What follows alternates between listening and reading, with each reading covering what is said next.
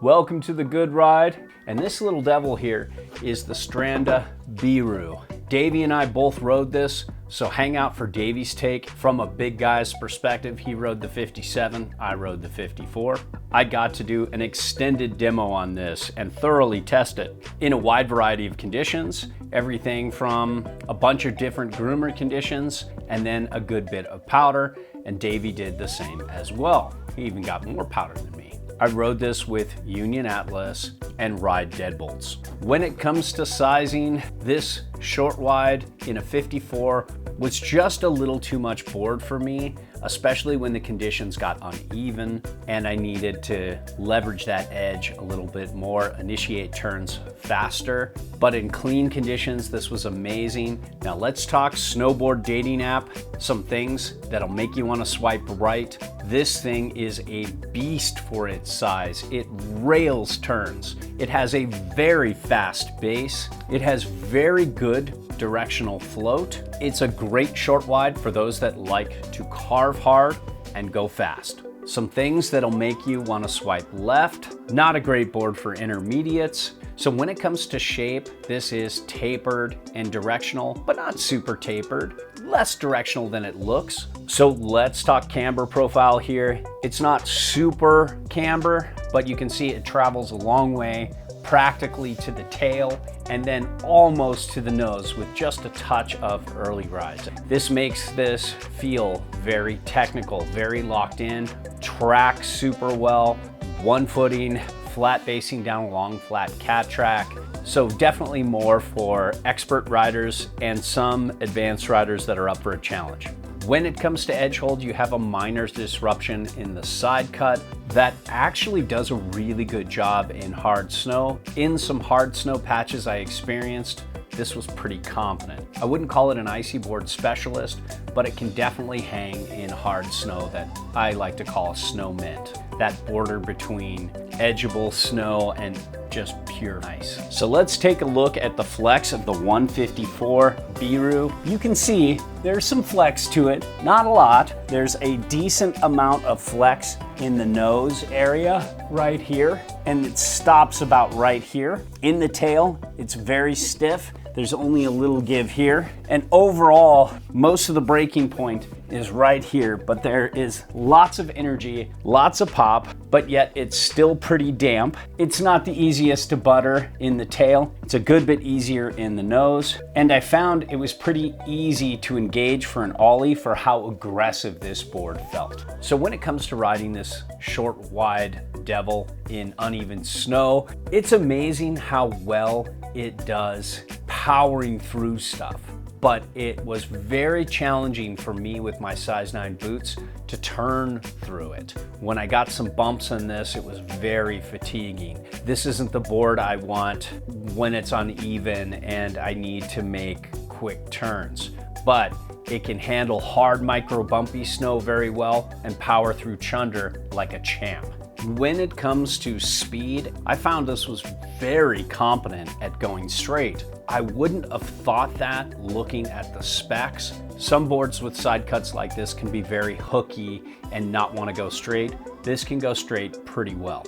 It's very damp too, so if you like to occasionally straight line and carve, this is a good solution. When it comes to base glide, man, Stranda does it right. Even this die cut base, which I'm not a fan of, I like the all black base better, was very impressive.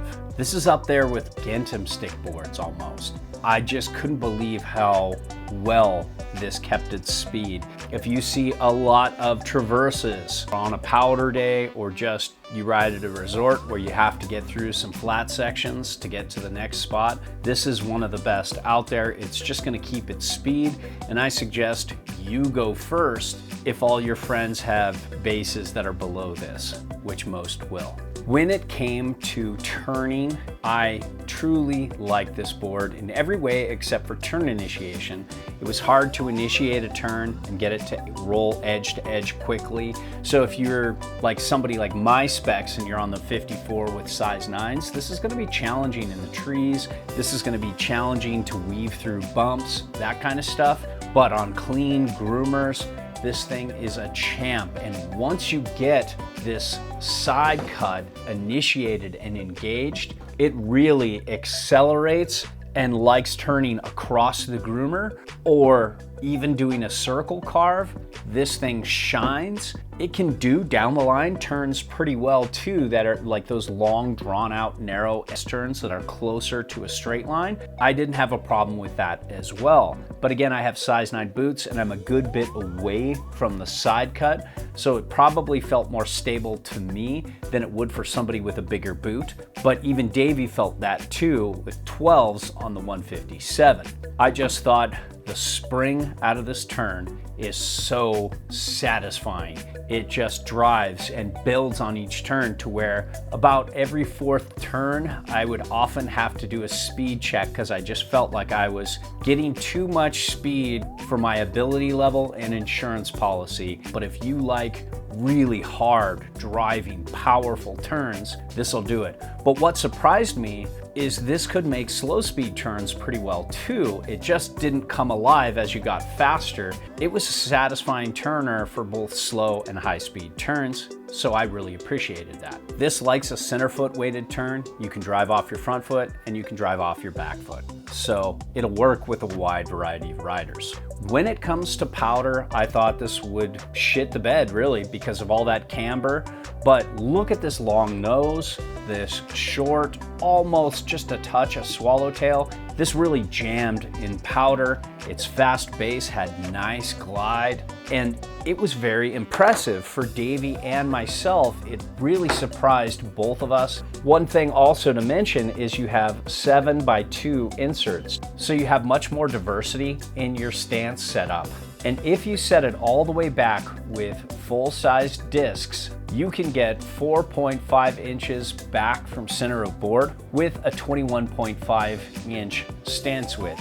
Yes, I'm on a board that's probably a size too big for me, so that gives it a little bit better float. But even if I went down one size, I think it would do very well for this kind of camber profile. And if you're somebody who likes to occasionally ride switch, you could set this up more centered, and you can see this tail has a good kink to it, and it can ride switch pretty well. Not amazing, but very good for a board like this. All right, people, Davey boy here, and I'm going to be bringing you the big guy's perspective for this amazing Stranda Biru. For the sizing, I'm a size 12 boot, 6'3.5", 250 pounds. And this 157 fit me perfectly. I actually forgot it was a 57, and there was a good amount of time where I thought I was riding on a 161. This board is very stable while also staying very damp. I liked this board a lot, but where it really won me over was when I started riding it around at the end of the day when the powder was tracked out or the slush got a little choppy.